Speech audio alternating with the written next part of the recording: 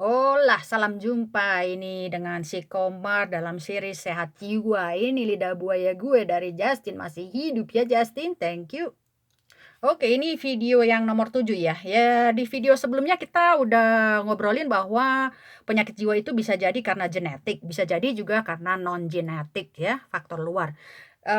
Di video nomor 3 kita ngomongin apa aja faktor-faktor non genetik, faktor luar.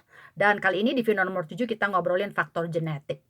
Gimana kita tahu kalau kita punya penyakit jiwa ini karena faktor genetik?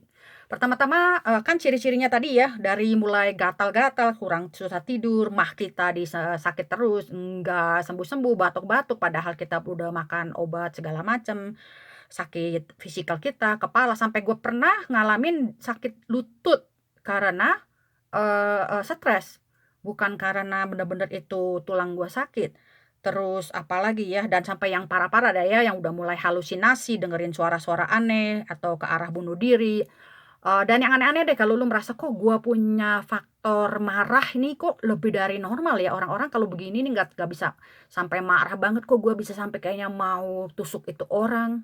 Pokoknya kalau lu udah mendusin kalau lu nih orangnya agak aneh aja ya, lu mendingan search, lu tanya, lu Google. Sayangnya kalau di Google dalam bahasa Indonesia nggak banyak artikel-artikel di Indonesia yang soal beginian. Jadi lu harus mau nggak mau minta bantuan atau gimana, Google yang bahasa Inggris.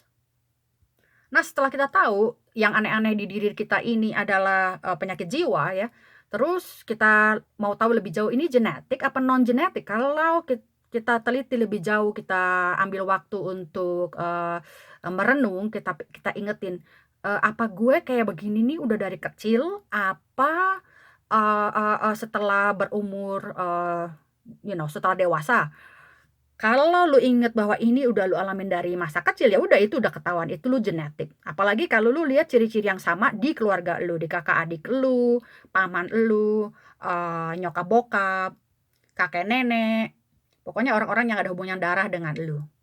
Dan kalaupun lu sendiri nggak mengidap ya, nggak punya ciri-ciri seperti ini, ada baiknya lu belajar juga. Karena apa? Suatu hari nanti, apalagi lu lihat itu ada ciri-cirinya di, orang-orang yang, sekitar lu, maksudnya yang sehubungan darah dengan lu, keluarga, itu pasti nanti nularnya ke anak lu, cucu lu, pokoknya nggak ada hubungan darah dengan mereka juga. Mungkin kalau lu punya 3 anak, mungkin hanya satu yang begitu. Iya sih, amit-amit sih ketok kayu, siapa yang mau ya, bodoh sekali. Ini kan untuk nolongin orang-orang yang lu sayang gitu ya, seperti misalnya bokap gua. Beliau tuh almarhum, bokap gua tuh dulu suka ngeluh misalnya, dia nggak bisa lupa sama masa-masa lalu, susah susah tidur orangnya.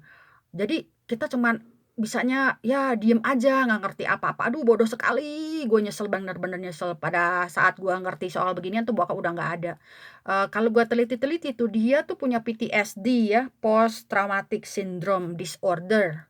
Dan karena orangnya udah nggak ada, gue nggak bisa research lebih jauh lagi, apakah juga dia ada depresi gitu ya, apakah kenapa dia nggak bisa tidur, padahal sebetulnya kalau aja kemarin-kemarin dia masih hidup dan gue tahu semuanya ini nih, aduh gue bisa bantu dia tidur dengan lebih baik. Padahal almarhum bokap tuh sangat menderita itu loh sama PTSD dia ya. Mungkin karena dia besar pada saat zaman perang Jepang, rendah nutrisi, faktor-faktor yang kecil pun seperti misalnya, kemiskinan itu abuse loh, dan itu membuat beliau almarhum bokap gue tuh akhirnya pada saat dewasa jadi, depresi. Dan salah satu korbannya juga ya nyokap gue, juga gue punya paman ada yang bunuh diri. Dan bukannya sedikit keluarga gue yang gue lihat zaman dulu ya, kayaknya kakek gue juga pemurung, dan ada beberapa sepupu-sepupu gue yang sampai terjerumus narkoba, alkohol juga. Dan yang perokok ya, yang perokok itu jumlahnya nggak ketulungan banyaknya. Dan barangkali yang diam-diam seperti sakit mah, batuk-batuk itu yang nggak ketulungan, yang nggak bisa tidur juga ya. Jadi kalau lu lihat ini ciri-ciri seperti ini ada di lu atau di keluarga lu atau di keturunan lu, di bawah lu, anak-anak lu segala macam, ada baiknya lu banyak dengerin soal beginian dan research-research lebih jauh. Oke, segitu dulu topik kali ini bersama si Komar dalam seri Sehat Jiwa. Makasih ya udah mendengarkan. Bye-bye now.